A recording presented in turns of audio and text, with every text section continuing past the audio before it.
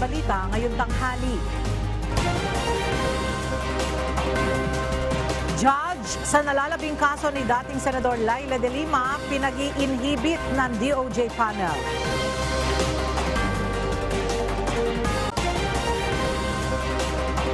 Justice Secretary Boying Remulla humarap na sa media ngayong araw. Kalihim kinumpirma na sumailalim sa bypass surgery.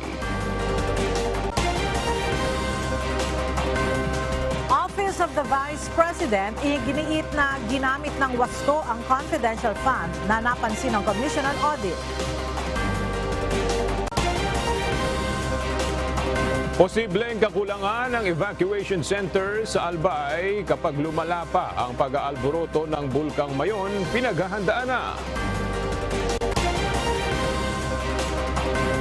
At isang empleyado ng Hawaiian Airport sa Isabela nagsauli ng napulot na 82,000 pesos na naiwan ng pasahero. Magandang tanghali mga kasangbahay. Ngayon po ay araw ng Huwebes, July 6, 2023. At una sa mga balita ngayong tanghali. Desidido si Pangulong Ferdinand Marcos Jr. na wakasan ang mga sindikato na nagmanipula ng presyo ng sibuyas at iba pang agriculture products. Ayon kay Pangulong Marcos, marami pang smuggling group ang nag-ooperate pa rin sa bansa. Narito ang ulat ni Nel Maribuho. Hindi magbibigay ng deadline si Pangulong Ferdinand Marcos Jr. sa Department of Justice at National Bureau of Investigation sa kanilang investigasyon kaugnay ng issue ng hoarding at smuggling ng agriculture products. Ayon sa Pangulo, ayaw niyang madaliin ang proseso dahil baka hindi naman maging kumpleto at komprehensibo ang kalalabasan nito. Ipinagutos ni Pangulong Marcos Jr. ang investigasyon sa umano'y kartel na nasa likod ng agricultural smuggling at hoarding na malinaw umano na nangyayari kaya sobrang taas ng presyo gaya ng sibuyas.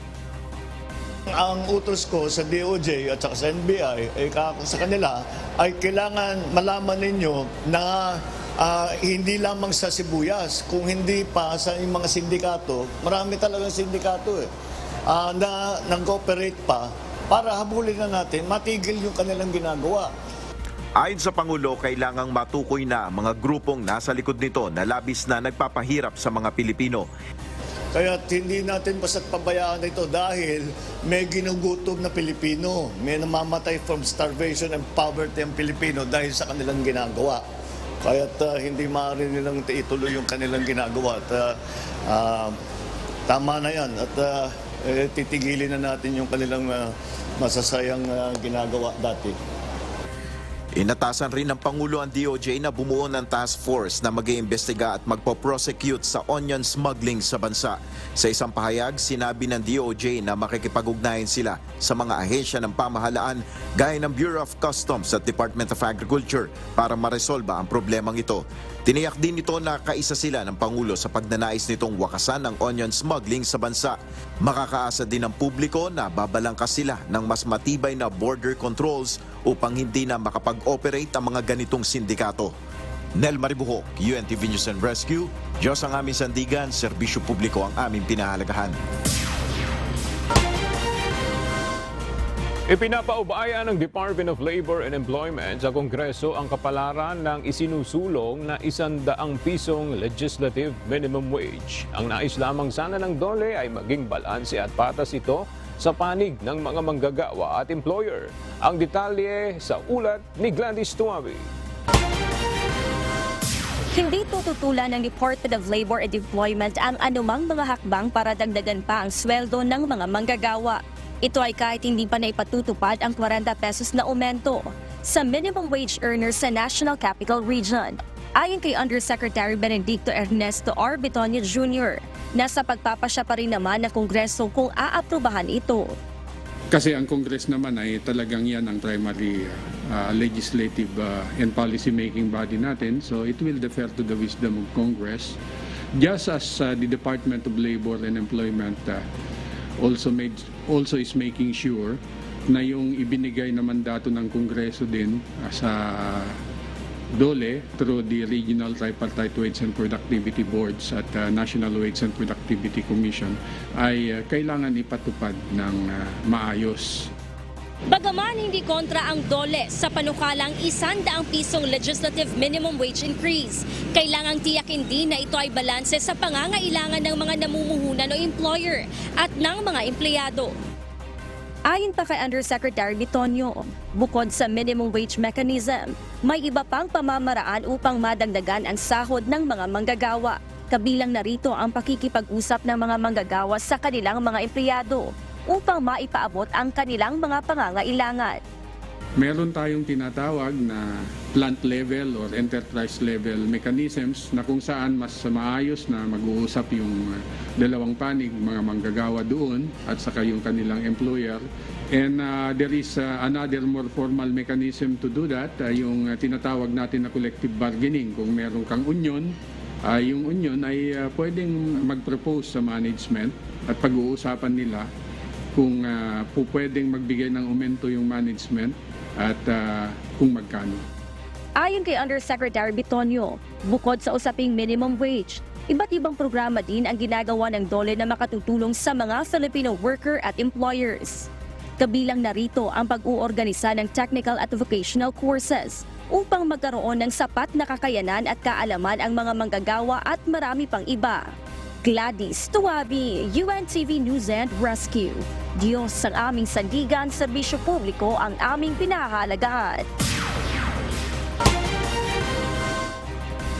Bumagal ang inflation o ang pagtaas ng presyo ng bilihin sa bansa base sa report ng Philippine Statistics Authority. Pero ang tanong, ramdam ba ito ng mga ordinaryong Pilipino? Alamin natin yan sa report ni Janice Inhente. Mula sa nakaraang 6.1% noong Mayo ngayong taon, bumagal sa 5.4% ang naitalang inflation rate sa bansa para sa June 2023. Base sa report ng Philippine Statistics Authority, unti-unting bumagal ang inflation rate sa bansa mula pa noong buwan ng Pebrero. Mula 8.7% noong Enero, nagsimulang bumaba ang trend noong Pebrero sa 8.6%. 7.6% noong Marso, 6.6% noong Abril, habang 6.1% noong Mayo. Paliwanag ni PSA Undersecretary Dennis Mapa, pangunahing nagbigay ng ambag sa pagbaba ng inflation, ang mas mabagal na paggalaw ng presyo ng ilang produktong pagkain at non-alcoholic beverages. Ilan sa mga halimbawa nito ang karne, prutas at asukal. Bukod dito, bumagal rin ang inflation dahil sa pagbaba ng presyo ng langis, renta sa bahay, bayad sa kuryente at tubig sa nakaraang buwan. Pero sa kabila ng sunod-sunod na pagbagal ng inflation sa bansa, ramdam na nga ba ng mga ordinaryong Pilipino ang pagbagal ng paggalaw sa mga presyo ng mga bilihin? Hindi po kasi parang nagigipit pa rin kami. Kahit na 100 nga lang kulang pa yung budget namin. Kaya tumataas pa po yung yung presyo ng mga binibili po. Bumaba na po siya ngayon, di tulad ng dati ng pandemic, 15 or minsan 20. Pero ngayon po bumaba na 12 na lang. Malaking tulong po kasi yun kasi tulad ko na nagtitinda ako. Sa ngayon po, medyo okay na po yung hanap buhay ko bilang lalamove carrier. Kasi ngayon, ito nga, bumaba na yung presyo ng gasolina, tsaka less na rin sa mga yung bilihin, medyo bumaba na rin. Tsaka yung kita ko ngayon, medyo okay na. Kung dati kumikita ko ng 800, ngayon umabot na rin ng 1,000 plus. Bagaman bumagal ang inflation rate, ipinaliwanag ng PSA na may pagtaas pa rin sa presyo ng ilang mga produkto gaya ng bigas, cereal products, gulay, sibuyas at isda. Itong nakikita namin, ang sabi ko nga kanina, yung pagtaas niya ay small increments. For regular meal, yung April, it's about 40 pesos and 60 centavos per kilo. And then nung May, naging 40 pesos and 90 centavos. So that's about 30 centavos increase. And then nung itong June ay naging 41 pesos and 20 centavos. So there's a small increment. We have not really studied kasi nakikita namin small increments ang sources nito, Medyo mataas talaga ang bigas. Dati kasi ang binibili namin yung mga 38, yung ganun. Ngayon wala Kaya siyempre mapipilitan ka, hindi pwedeng di ka kumain ng kanin. Mataas talaga ang bigas ngayon, sobra. Lahat ng bilihin mataas. Kaya ramdam na ramdam ko yung bigat. Sa sobrang taas, dating 10, 5 na lang. 5, kalahating 2 na lang, ganun. 2 kilo na lang binibili nito. Samantala, mahigpit namang babantayan ng pamahalaan ang posibleng maging epekto ng El Nino sa bansa, partikular na sa produksyon ng bigas na maaaring magkaroon ng malaking epekto sa inflation. Janice Enhente, UNTV, News and Rescue. Diyos ang aming sandigan, serbisyo publiko ang aming pinahahalagahan. Malapit nang bumaba sa minimum operating level ang Angat Dam. Sa ngayon ay pinag-aaralan na ng National Water Resources Board o NWRB kung kailangang bawasan pa ang alokasyon ng tubig sa Metro Manila. Nanawagan naman ang Metropolitan Water Works and Sewerage System sa government agencies na simula na ang pagtitipid ng tubig. Narito ang ulat ni Ray Pelayo. Kung hindi pa uulan doon sa watershed na Angat, may hit natin yung 180 meters na minimum operation level. Mahigit sa 1 metro na lamang ang taas ng level ng tubig sa Angat Dam bago ito bumaba sa minimum operating level na 180 meters. Ayon sa Pag-asa, sa loob ng 1 linggo ay maaaring maabot na ang level na ito. Ayon sa National Water Resources Board o NWRB, sa ganitong sitwasyon ay uunahin na nilang tugunan ang pangangailangan sa tubig ng mga residente sa Metro Manila. Nakikipag-ugnayan na ang ahensya sa Metropolitan Water Works and Sewerage System at National Irrigation Administration kung kailangan bawasan ang alokasyon. Umpisa nitong buwan ng Hulyo ay ibinaba na sa 50 cubic meters per second ang supply ng tubig para sa domestic use mula sa 52 CMS. Ayon sa NWRB, posibleng ibaba nila ito sa 48 CMS pero kailangan bigyan ng panahon ang mga konsesyonaryo para mapaghandaan ito. Bago ang kalagitnaan ng Hulyo ay maaaring ilabas na nila ang kanilang desisyon. Kailangan tipirin na ang tubig ngayon para may magamit kapag may epekto na ang El Nino sa bansa. Kung sa ngayon, ibigay natin lahat. Pagdating naman po at walang masyadong ulan na dumating ng mababa yung mga pag-ulan pag panahon ng El Nino, baka po mas mabigat yung issue natin sa supply. Ay naman sa MWSS, posibleng may mga customer na makaranas na ng water service interruption kung babawasan pa ang alokasyon. Pero hindi na nila kasing lala ng naranasang water service interruption noong Abril na umabot sa 14 hanggang 16 na oras na walang supply ng tubig at nasa 1.5 million connections ang naapektuhan. Tiis-tiis na muna nila ngayon para hindi masagad ang supply. Yun naman po yung whole of the government approach po natin, yung pagtutulungan ng iba't ibang government agencies to minimize yung magiging impact ng El Nino sa mga customers, which is yun nga po yung pagtitipid. Ayon sa NWRB, maaari ding maapektuhan ang supply ng kuryente kung babawasan pa ang alokasyon. Yung grid po kasi ng Angat Dam, may tumutulong yan dito po sa Luzon, no? Kaya kung may effect, posible pong malibitahan, no? Yung contribution ng Angat Dam sa pag-contribute na sa power generation po papunta po sa Luzon grid. Ayon sa Pag-asa, may mga taon naman na sumasadsad ang level ng tubig sa Angat Dam, gaya noong 2010 na bumaba sa 157 meters ang level nito. Ito'y mas mababa kumpara sa critical level, pero kalaunan ay nakabawi rin ito. Na-survive naman natin yun. Niregulate lang nila yung water allocation nung water concession at saka na irrigation. Ayon naman kay Quirino Governor Dakila Cua, na siya ring National Chairperson ng League of Provinces of the Philippines, nakikipag-ugnay na sila sa NIA kaugnay sa mga paghahanda sa epekto ng El Nino sa bansa. Ray Pelayo, UNTV News and Rescue. Diyos ang aming sandigan, serbisyo publiko ang aming pinahahalagahan.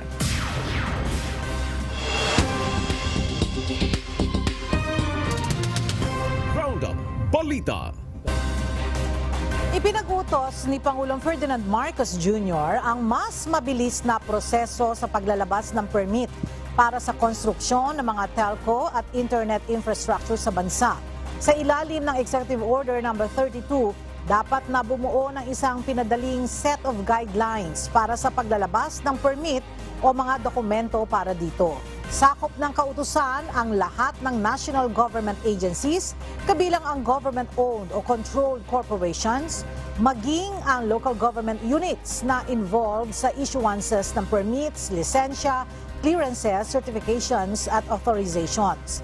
Inaatasan rin ng EO ang lahat ng lungsod at munisipalidad na mag-set up ng one-stop shop para sa construction permits na magbibigay ng frontline services sa mga aplikante na naglalakad ng building permits at iba pang related certificates.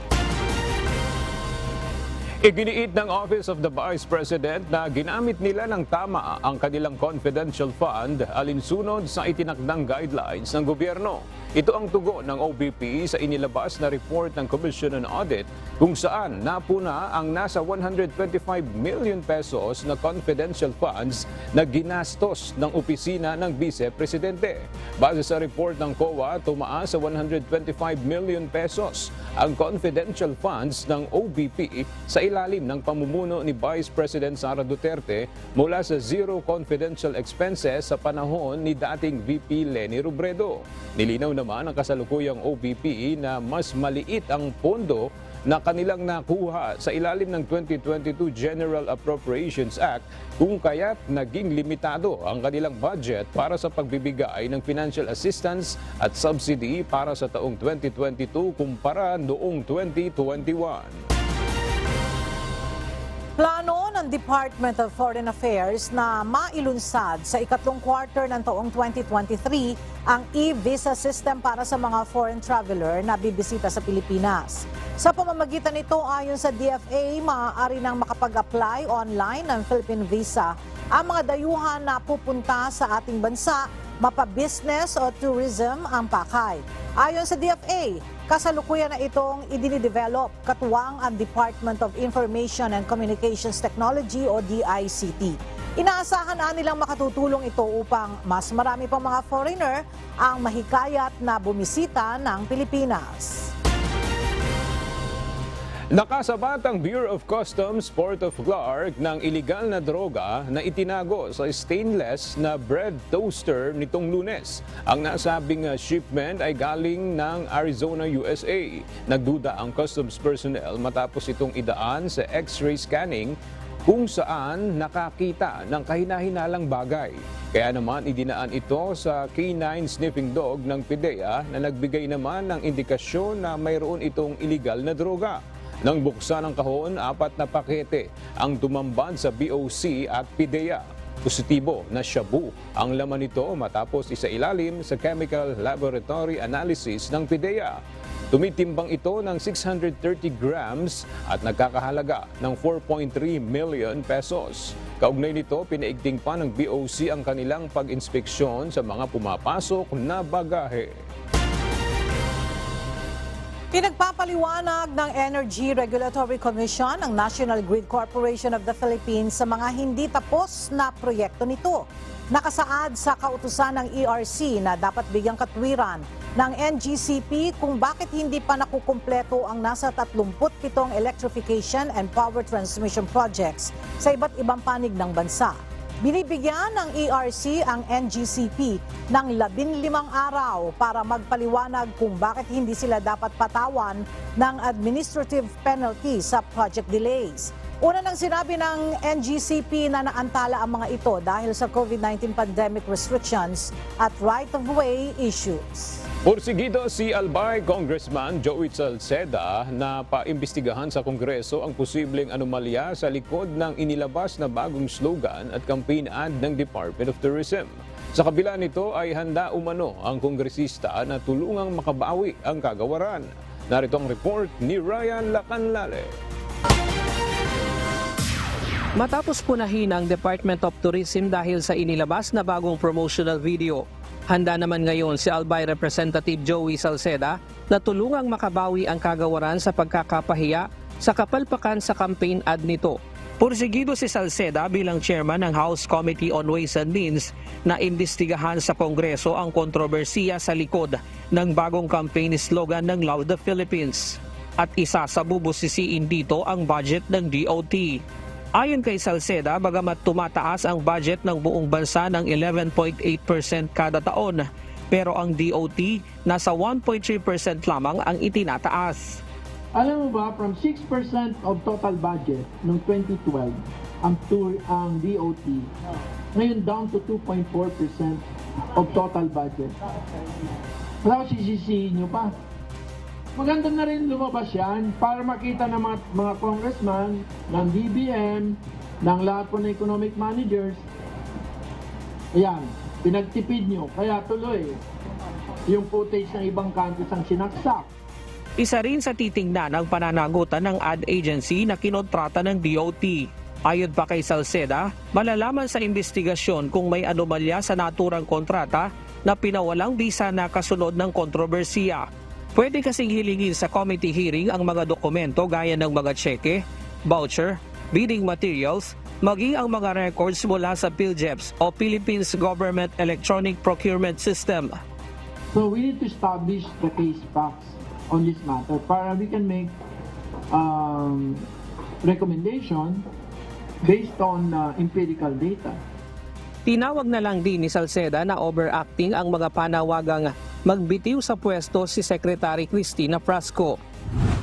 Samantala, itutuloy pa rin ng Department of Tourism ang paggamit ng Love the Philippines slogan sa kabila ng samut-saring batikos sa bagong tourism campaign. Sa kanyang talumpati sa ginanap na 2022 Philippine Tourism Satellite Accounts and Tourism Statistic Dissemination Forum, makailang ulit binanggit ni Secretary Frasco ang Love the Philippines slogan.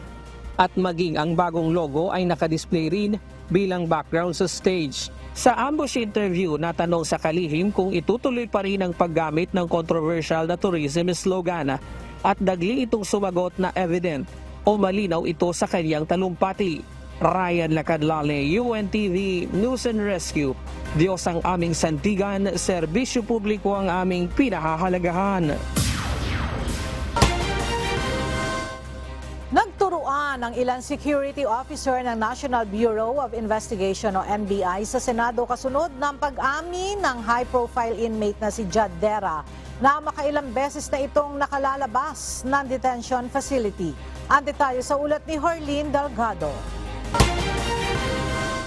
Sa pagdinig ng Senate Committee on Justice and Human Rights, inamin ng NBI inmate na si Jose Adrian Jadera na 4 na beses na umano siyang nabasmasok ng NBI Detention Center. Isa lamang anya rito ang may court order o may pahintulot ng korte na inilabas noong December 2021 para umano sumailalim sa operasyon noong January 2022. Pumunta rin anya siya sa Calatagan, Batangas, pero hindi na umano niya matandaan kung kailan. Ayon kay NBI Director Medardo de Lemos, hindi umano nila alam ang naging paglabas-masok ni Dera hanggang sa nahuli ito noong nakaraang buwan.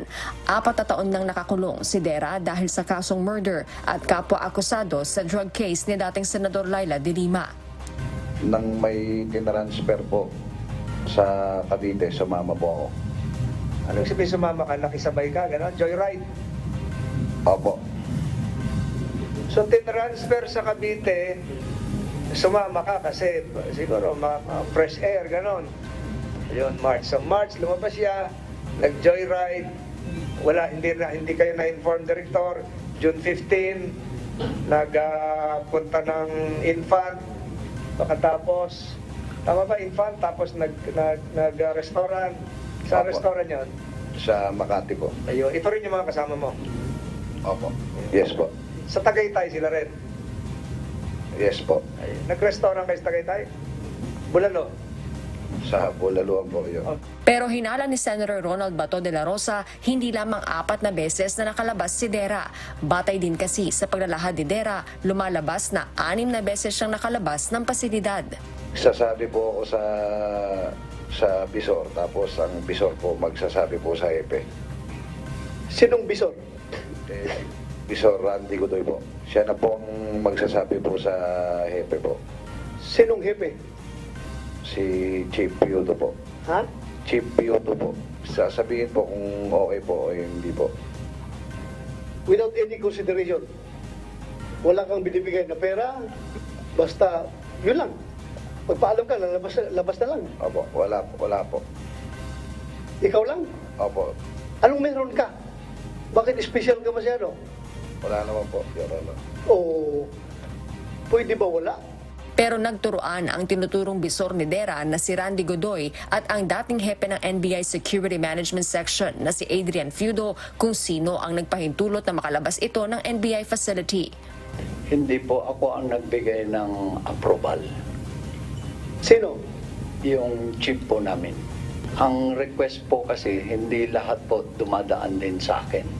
May instances lang po na sabihin nila sa akin, ipino-forward ko naman po. Pero minsan, sa lawyer na po sila nagsasabi ng request, diretso na po doon sa opisina. Tinatanong ko po si Sir Randy Godoy kung ano ang dahilan. So, ang normal na, ang dahilan lang naman talaga lagi sa pag lumalabas, magpapagamot. Magpapagamot sa restaurant? Magpapagamot na mag-date ng girlfriend? Ganun pala? Is that extreme medical emergency? Taba-taba nga niyang detainee mo? Itong nangyaring ito, Your Honor, hindi ko po alam. Hindi po nag-request si Judge sa akin. Hindi po siya nagsabi. Hindi nag-request pero kasama ka doon sa restaurant. Samantala, itinanggi naman ni Dera ang aligasyong naging facilitator siya para bumaliktad ang ilang sospek sa pamamaslang kay Negros Oriental Governor Roel Degamo kaya siya palabas-masok ng NBI Detention Center. Ayon kasi sa Department of Justice, nakatanggap sila ng impormasyon na nagbibigay umano ng pera si Dera sa mga sospek kapag lumalabas ito. Mahigit kumulang 100,000 piso ang nasamsam kay Dera ng mahuli ng mga otoridad. Pero depensa niya para umano ito sa tindahan nila sa loob ng NBI facility. Kasali ka raw doon sa pagbaliktad ng iba. Hindi ko po alam yan, sinasabi po nila na yan. Iba yung operasyon mo. Hindi ko po alam yung sinasabi po nila na yan. There was a certain amount that was supposedly and allegedly received by Mr. Dera outside of the facility to be brought in. However, I believe, Mr. Chair, that we have the same source of information and these are yet to be validated, which is why we endorse the same to the NBI. Ililipat na sa Muntinlupa City Jail si Dera. Ayon sa NBI, plano na ring ilipat sa Bureau of Corrections at sa ibang kulungan ang mga inmates sa NBI Detention Center. Pinapasapina naman ni Senator Francis Tolentino ang mga kopya ng medical certificates ni Dera mula sa NBI Medical Officer at logbooks sa paglabas-masok ni Dera bago gumawa ang komite ng draft report. Hardin Delgado, UNTV News and Rescue. Diyos ang aming sandigan, serbisyo publiko ang aming pinahahalagahan. Inilabas na ng Quezon City Police District ang larawan ng 2 sa 5 persons of interest sa pamamaril sa Pamilya Abiad noong June 29 sa Quezon City. Nanawagan din ng QCPD sa mga suspect na sumuko na. Narito ang ulat ni Lea Ilaga. Kilala na ng Quezon City Police District ang 5 persons of interest sa pamamaril sa photojournalist na si Joshua Abiad at pamilya nito noong June 29 sa Barangay Masambong. 2 sa mga ito ang inilabas na ng QCPD ang litrato. Ayon kay QCPD Director, Police Brigadier General Nicolas Torre, ang nakaitim ang umano'y isa sa gunman na bumabaril sa passenger side, habang ang naka-brown ang spotter na sumunod kina Abiad mula sa isang cafe. Alam na nila yun. Alam na nila na alam namin sila. Kaya dalawang bagay, magtago sila o maghanda sila. Yung dalawa, may kuha kaming malinaw sa CCTV yan. CCTV yan eh. Pero, sa mga taong nakakilala sa kanila, kilala na yan eh. Sinabi pa ni General Torre na hindi muna nila nilagyan ng picture ang 3 sa mga suspect upang hindi makatunog ang mga ito. Patuloy din ang ginagawang operasyon ng kanilang tracker team sa mga persons of interest na ang iba ay nasa labas na ng Metro Manila. May mga tracker teams na hot on their heels and I do hope that huwag sila manlaban because they are considered armed and dangerous. Ang mga tracker teams na lalapit sa kanila if ever are fully armed tactical teams because these are very dangerous personalities. Dagdag ng General, pawang mga hired killer ang 5 at isa sa publiko nila ang background ng mga ito kapag nahuli na nila. Sa ngayon, Ayaw pa ring tukuyin ng QCPD ang tunay na motibo sa pamamaril. Dagdag ng opisyal, kung sakaling hindi nila mahuli ang mga suspect hanggang Biyernes, ay sasampahan na nila ang mga ito ng kaso. Alam kong nanonood ang mga to. So I really think that it's best for their interest to just peacefully surrender. Leia Ilagan, UNTV, News and Rescue. Diyos ang aming sandigan, serbisyo publiko ang aming pinahahalagahan. Hiniling ng panel of prosecutors ng Department of Justice o DOJ na bitiwan ng Muntinlupa Regional Trial Court o RTC Branch 204 na siyang may hawak sa huling illegal drug case ni dating Senador Leila de Lima. At para sa detalye, makibalita tayo kay Dante Amento live. Dante, bakit gusto ng DOJ na mag-inhibit ang Muntinlupa RTC Branch 204 sa kaso ni De Lima? Ayon sa panel of prosecutors ng Department of Justice o DOJ, ito ay para maiwasan ang anumang bahid ng duda sa paghawak ng korte sa kaso. Ang judge kasi ng Muntinlupa RTC Branch 204 na si Abraham Joseph Alcantara ang nagpawalang sala o nag-acquit kay dating Senador Leila de Lima sa pangalawang illegal drug case nito. Ito ay kapareho o halos kaparehong kaso umano ng natitirang kaso ngayon ni de Lima. Dagdag pa ng panel, may pangamba sila na baka i-carry over o gamitan ng kaparehong pag-iisip o pananaw ng huwes ang nasabing kaso. Kaya hiniling ng DOJ sa huwes na ito ay mag-inhibit o bitiwan ang kaso. Samantala, muli namang humarap sa mga kawani ng media si Justice Secretary Crispin Rimulya kaninang umaga, bagamat ito ay nasa ilalim pa ng wellness leave simula noong June 26. Inihayag ng kalihim na sumailalim siya sa heart bypass surgery. Ito ay dahil sa nakitang bara umano sa kanyang puso. Sa ngayon ay nagpapagaling na siya at sa susunod na linggo ay muli siyang babalik sa trabaho. Pero hindi siya maging araw-araw dito sa DOJ habang siya ay nagpapagaling. Nagkausap na rin anya sila ng Pangulo. Sabi niya, unahin ko na yung magpapagaling at pagpapalakas para matuloy-tuloy yung trabahong inilaan para sa departamento sa aking liderado. Kaya he's very happy that I made the decisions that I did. Sa huli, binigyan din ng kalihim na hindi siya bababa o magre-resign sa pwesto sapagkat siya naman sa ngayon ay maayos at siya ay malakas naman. Yan ang ating balita mula dito sa Maynila. Balik sa iyo, Ella. Maraming salamat, Dante Amento. Target ng Metropolitan Manila Development Authority o MMDA na masimulan na ang paggamit ng body-worn cameras ng kanilang mga traffic law enforcers sa susunod na buwan. May positibo namang pananaw dito ang mga stakeholder na pinulong ng MMDA kahapon para magbigay ng opinyon o suhestyon. Narito ang report ni JP Nunez. Target na ng Metropolitan Manila Development Authority o MMDA na masimulan ang pagsusuot ng body-worn cameras ng kanilang traffic law enforcers sa susunod na buwan. Bago maipatupad, pag-uusapan muna ito sa kapulungan ng Metro Manila Council para linawin ang magiging implementasyon. Hihintayin po namin, bibigyan natin ng 1 week yung mga stakeholders to submit comments or suggestions. Then ipa-finalize po namin yung guidelines sa paggamit ito. Then ipapa-approve po natin sa susunod na Metro Manila Council meeting yung pong approval ng guidelines sa paggamit itong body-worn cameras. Probably next month na yan kasi magse-set pa po kami ng meeting ng Metro Manila Council. Ayon sa MMDA, tatagal ng 8 oras ang baterya ng mga body-worn camera, sapat para sa buong shift na naka-duty ang isang enforcer.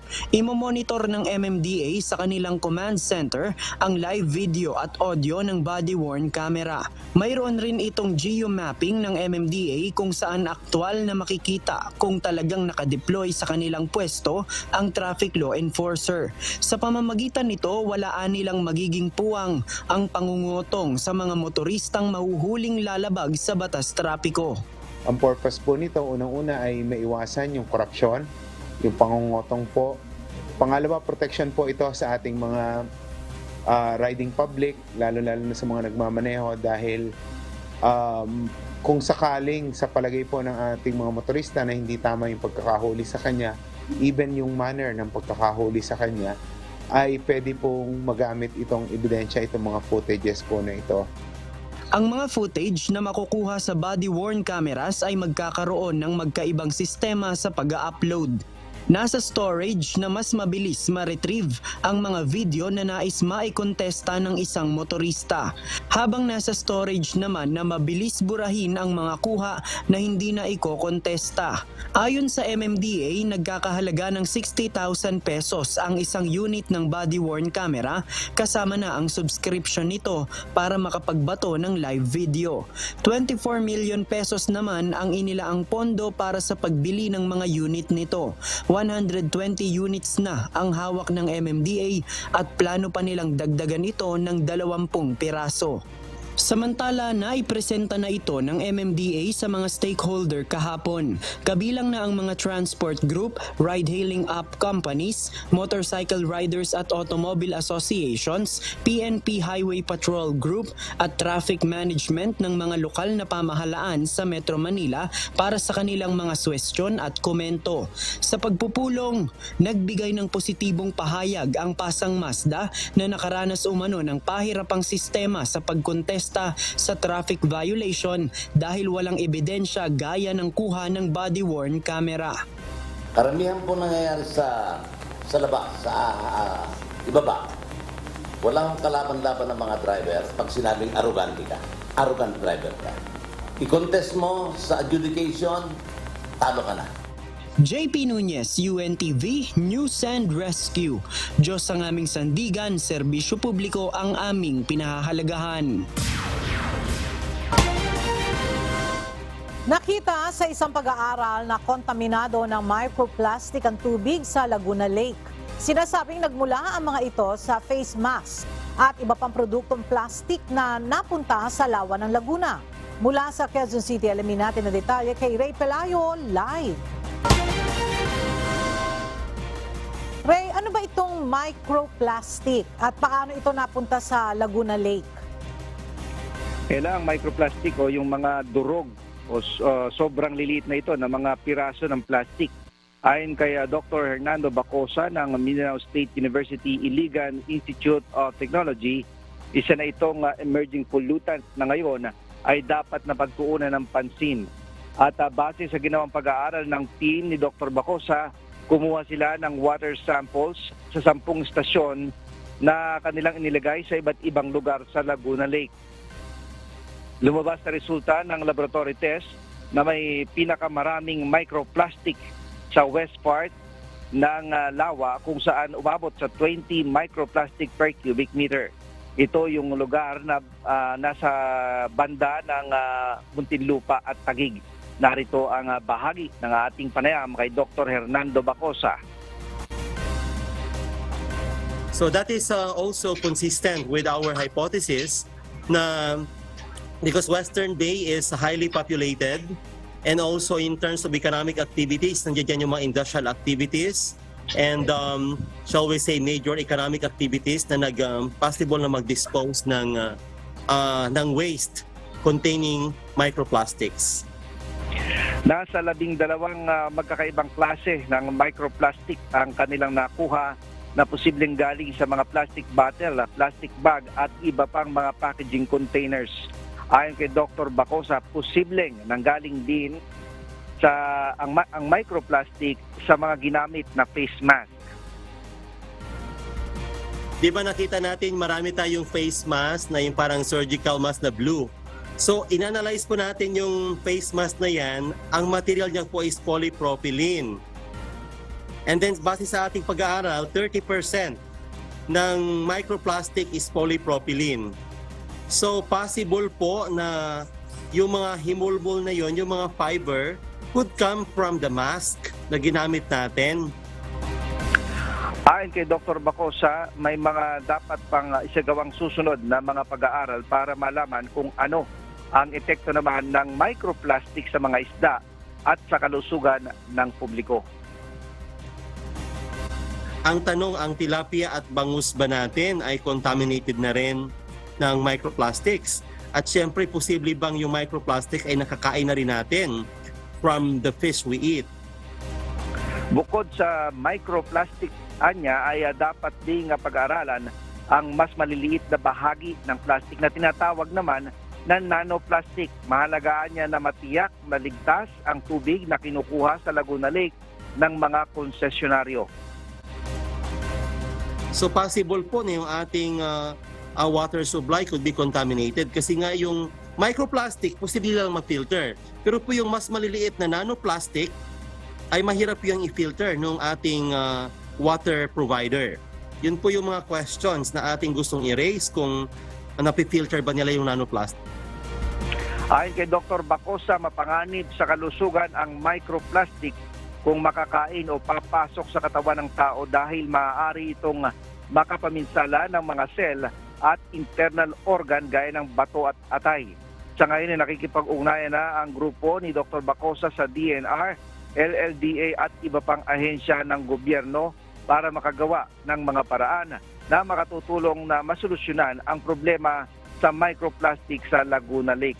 Isa rin sa ating nakapanayam kanina lamang ay ang Bureau of Fisheries and Aquatic Resources at sinabi nila na may mga programa na ang ahensya para maiwasan na makarating ang mga basurang plastic sa mga ilog, sa mga dagat at maging sa lawa, partikular sa may Laguna Lake. Ella? Alright, maraming salamat, Ray Pelayo. Tiniyak ngayon ng Department of Education sa Bicol Region na handa silang makipagtulungan sa pamahalaan sakaling kulangin ang mga ginagamit na evacuation centers sakaling mas marami pang residente ang lumikas kung itataas pa sa Alert Level 4 ang estado ng Bulkang Mayon sa Albay. Mula sa Legazpi, Albay, makibalita tayo kay Brian Baldarahe live. Brian, anong pasilidad yung ipapagamit pa ng DepEd sakaling magpatupad ang forced evacuation kapag lumala pa yung sitwasyon ng Bulkang Mayon? Aga posibleng ipagamit na rin ng Department of Education dito sa Bicol ay yung mga covered courts at yung mga open field ng mga eskwelahan kung saan pwedeng pagtayuan ng mga pansamantalang matutuluyan nitong mga evacuee kung sakaling lalala pa nga ang sitwasyon dahil sa pag-aalburuto ng Bulkan Mayon.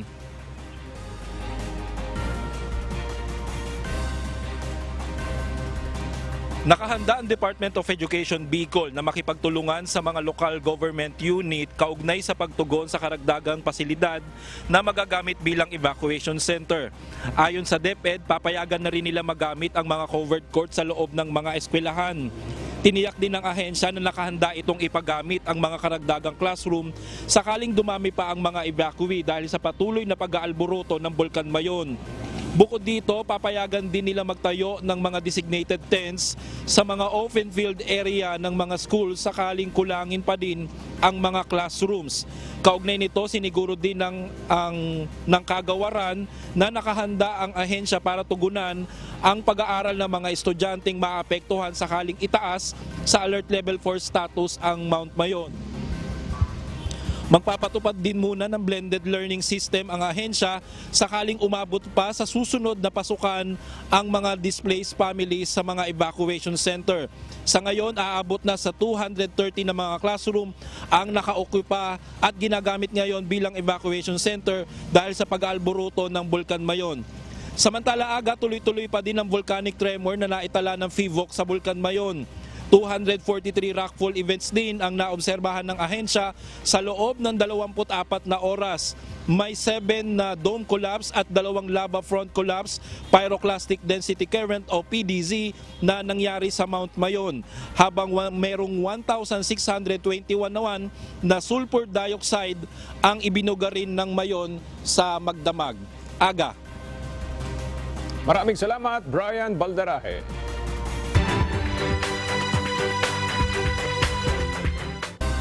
Sa mga nagpaplanong umakyat o mamasyal sa tinaguriang Summer Capital of the Philippines at planong sumakay sa bangka sa Burnham Lake, paalala lang po dahil ipinatutupad na simula ngayong araw ang mandatory na pagsusuot ng life vest kapag kayo ay sasakay ng bangka, alinsunod sa ordinansa na ipinasa ng pamahalaang panglungsod ng Baguio City. Para sa detalye ng balitang yan, ihatid sa atin ni Grace Flores live. Grace, kamusta naman ang pagpapatupad nitong mandatory wearing of life vest dyan sa Baguio? Yes, Ella, magandang tanghali sa ating ang pag-iikot o sa nakita natin dito sa Baguio Burnham Park. Ang lahat ng mga concessionaires sa bawat pwesto ay may mga nakahanda silang life vest na isusuot ng mga sasakay ng bangka. Sakali, Ella, na ayaw nilang magsuot ng life vest ay sinisikap ng mga ito na i-encourage sila na magsuot ng life vest dahil kailangan nilang sumunod sa lokal na pamahalaan at para na rin sa kaligtasan ng mga sasakay ng bangka.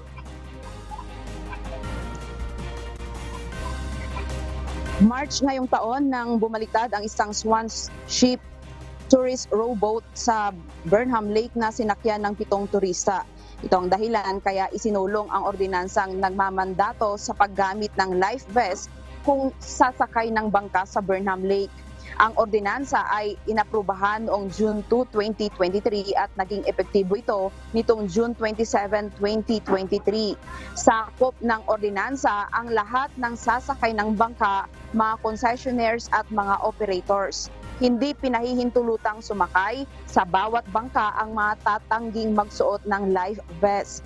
Pagmumultahin ang mga boat operator at concessionaires kapag mabigong sumunod. Papatawan ng multa na 1,000 piso at babala sa first offense, 1,500 at impounding ng bangka hanggang hindi nababayaran ang multa sa second offense. Multang 2,000 at 500 piso sa third offense at pagbawi sa lisensya ng concessionaires habang pagbabawalan ng mag-operate ang mga bangka ang mga lalabag sa operator. Maganda rin po ma'am yung implementation ng life vest natin for all boat concessionaires po. Bali, for safety purposes din po siya ma'am sa lahat, hindi lang sa mga locals, kundi rin po sa mga turista. Sa ngayon, wala pang napagkasunduan ang mga concessionaires kung mababago ang renta ng mga bangka para sila ay makabawi sa gastos sa pagbili ng maraming life vest. Ella, sa ngayon ay patuloy pa rin bagamat pag-ulan ngayon ay patuloy pa rin ang pagdating ng mga turista at pamamasyal ng ating mga residente dito sa Baguio City at i-experience nga itong pagsakay ng bangka. Bagamat nga sa ngayon ang renta ng bawat bangka dito sa Baguio Burnham Lake ay nasa 200 sa 1 hanggang 5 tao.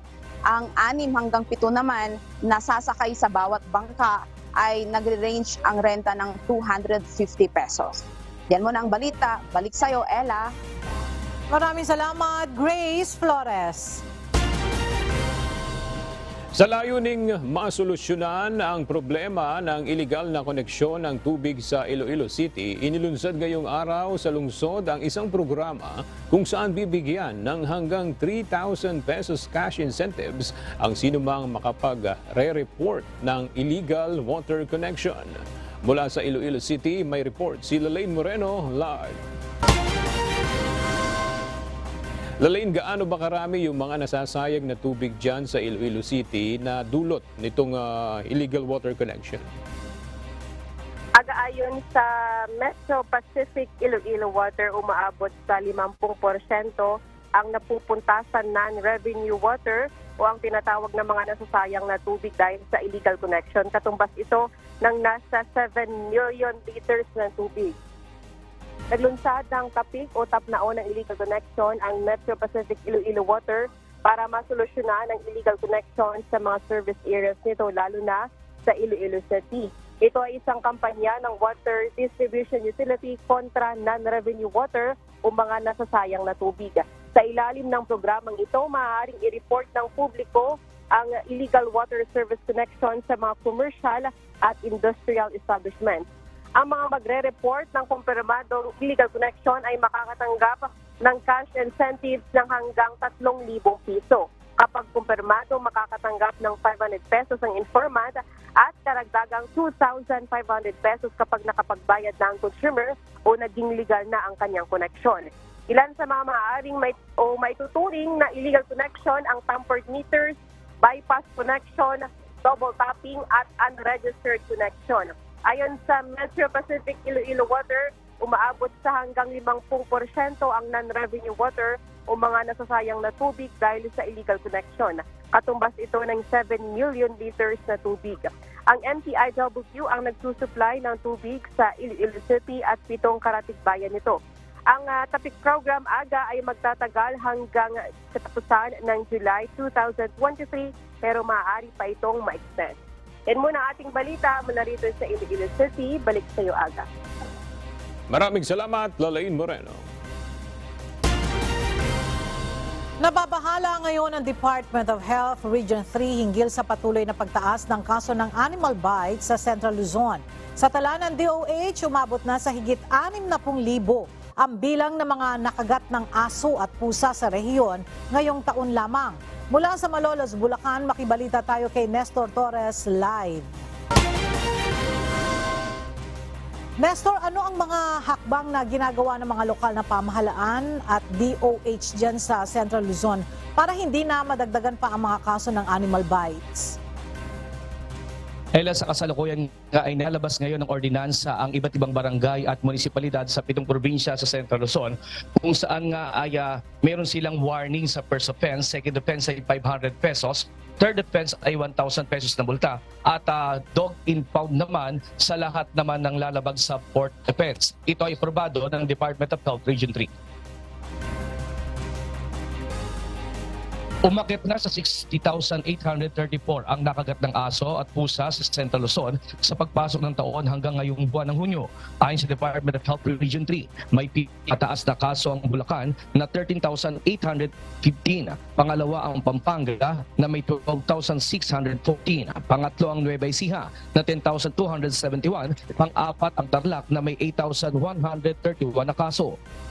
Samantala, 20 sa mga nakagat ng aso sa rehiyon ay nagpositibo sa rabies kung saan nangunguna pa rin ang Bulacan na may 11 kaso. Ayon kay Joseph Michael Mantlutak, DOH Rabies Prevention and Control Program Coordinator, 90% ng animal bites sa Central Luzon ay mula sa alagang aso. Payo ng DOH sa mga nakagat ng hayop, agad hugasan ang sugat gamit ang sabon at magtungo sa pinakamalapit na ospital at magpabakuna dahil delikado ito, lalo't kung di agad maagapan na mabakunahan. Kailangan hugasang mabuti ang sugat, no, gamit ang sabon sa dumadaloy na tubig sa loob ng 10 minutes. No, napakahalaga po nun kasi nababawasan niya yung mikrobyo or yung virus dun sa area ng bite po natin, no. And then pangalawa, kapag ikaw ay nakagat, no, kumonsulta sa pinakamalapit na animal bite treatment center. Kailangan kang mabakunahan. At ang doktor po, no, ang doktor na ang doktor ang magpapasya kung anong bakuna at kung ilang bakuna ang ibibigay sa iyo. Kailangan makumpleto ang bakuna para magkaroon ng effect at maiwasan po natin ang rabies infection. Paalala ng DOH, kapag nakagat ng aso, kailangan ding i-report sa kinaukulan. Hindi dapat patayin ang aso na nakakagat sa tao.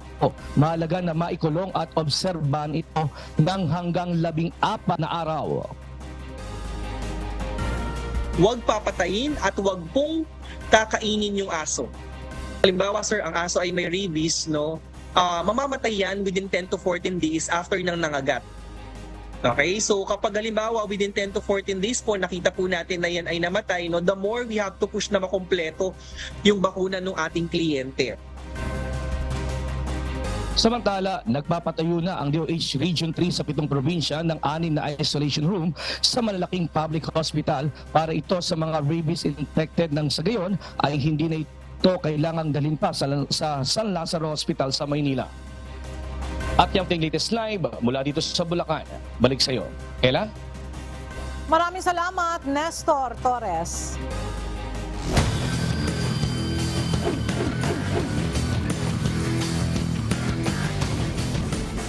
Muling nagbalik sa Pilipinas ang 2023 Men's Volleyball Nations League o VNL. Inaasahan ang mas magandang hosting sa Pilipinas ng Ultimate Volleyball Tournament. Narito ang report ni Rina Villamor Camara. Handang-handa na ang Pilipinas na manguna sa 2023 Men's Volleyball Nations League o VNL dito sa Mall of Asia Arena na gaganapin mula July 4 hanggang 9, 2023. Ang world's number 1 na kupunan ng Poland, number 2 Brazil, number 4 Italy at number 7 Japan ang mga kupunan na makikilahok dito sa pool na ito.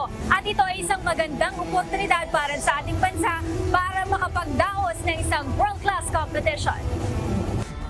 Taong 2018 na magsimula ang VNL sa pamamagitan ng makabagong pagpapakilala sa 2016 Rio Olympic Games. Ito ang nagsilbing plataforma para sa mga tagahanga, mga atleta at iba pang sport enthusiast na makapanood at magkaroon ng sulit na karanasan sa sport na volleyball. Ang United States ang unang kampyonato sa VNL kontra sa bansang Turkey noong 2018. Para sa men's at women's tournament, 16 na kupunan na maglalaban bago tanghaling VNL champion. 12 ang magiging laro ng bawat bansa na aabot sa 104 na matches sa buong season ng VNL. Ang 8 kupunan lamang sa pagtatapos ng preliminary ang makakapasok sa finals round. Bago sa Pilipinas ngayong taon, una nang naglaro ang mga kalahok sa Canada, Japan, Netherlands at France sa unang 2 bahagi ng kompetisyon. Sa unang laro, nagarap ang 3-time Olympic gold winner na Brazil kontra sa 4-time world champion na bansang Italy. 1 oras bago magsimula ay lumabas na sa dugout ang mga manlalaro para mag-warm up. Sina Bruno Rezende, Lucas Satkamp, Lucarelli, Alan Sousa, Flavio Gualberto at Thales Hos ang unang 6 para sa Brazil kung saan coach si Renan Dalzotto. Habang sina Yuri Romano, Simon Gianelli, Gianluca Galassi, Alessandro Piccinelli, Daniel Labia at Alessandro Micheletto naman sa Italy, kung saan pinangunahan ni Coach Ferdinando De Giorgi. Isang magandang panimula ang ginawa ng dalawang bansa mula sa kanilang mga atake at drop balls. Ang mga tagahanga todo hiyawan sa crowd favorite na si Flavio na magandang mga service ang naibigay. Ang ball tip mula kay Thales ang nagbigay sa Brazil ng lamang 15-14.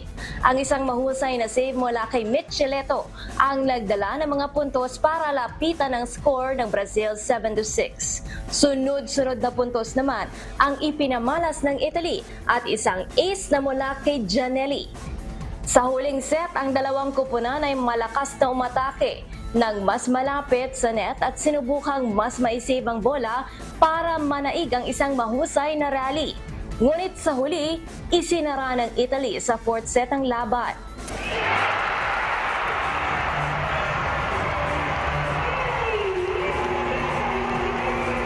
Ang mga Italianong sina Gianelli at Micheletto ang nag-step up sa laro. We have to play a good volleyball because at this level is very difficult and it's very hard to win the matches. So we have to think step by step, match per match, and then we have to be focused on our game. Yeah, it's incredible. Never in Italy is not like this because this arena is very big with a lot of fun. We love this fun, and so play here is very beautiful for us and very important. Hindi naman sumali sa pool na ito ang Team Philippines, gayunpaman nakatakda pa rin silang magkaroon ng mga friendly matches sa mga bansang Netherlands at China. Rina Villamor Camara, UNTV News and Rescue. Diyos ang aming sandigan, serbisyo publiko ang aming pinahahalagahan.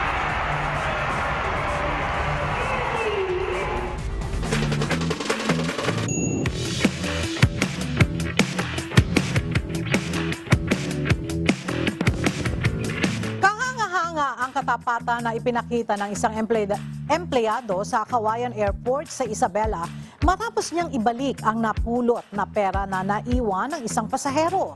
Base sa impormasyong ibinahagi ng Civil Aviation Authority of the Philippines, ibinalik ni Alexander Nunez ang naiwang green envelope ng isang pasahero na naglalaman ng 82,000 pesos at mga mahalagang dokumento. Kwento ng kaap, agad na itinurn over ni Mang Alexander sa Security and Intelligence Services ang napulot na pera at mga dokumento na naiwan ng pasahero sa isang pushcart. Nagtatrabaho bilang isang maintenance personnel sa Kawayan Airport si Mang Alexander. Agad namang na-identify ang may-ari ng envelope na isang OFW na galing pa ng Singapore at umuwi ng Pilipinas para magbakasyon. Personal na iniabot ni Nunez sa nasabing OFW ang pera at mga dokumento at labis naman ang pasasalamat nito kay Nunez. Wow, isang kagandahang loob na naman ang ipinakita dito ni Alexander, no? Ang katapatan. Ayan, at swerte din yung may-ari ng pera at ng mga dokumento dahil napunta sa magandang kamay yung kanyang mga dokumento at saka pera at naibalik.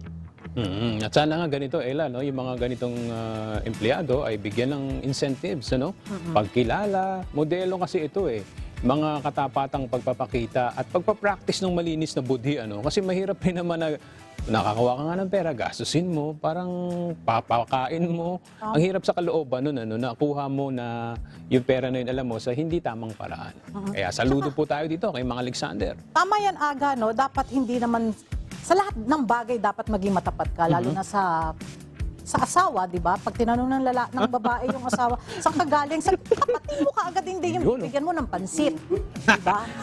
At sa ating pong iiwang mga salita ng Diyos na ating sandigan mula sa Aklat ng Lucas, Kapitulo 6, versikulo 36 na nagsasabi, magmaawain kayo, gaya naman ng inyong Ama na maawain.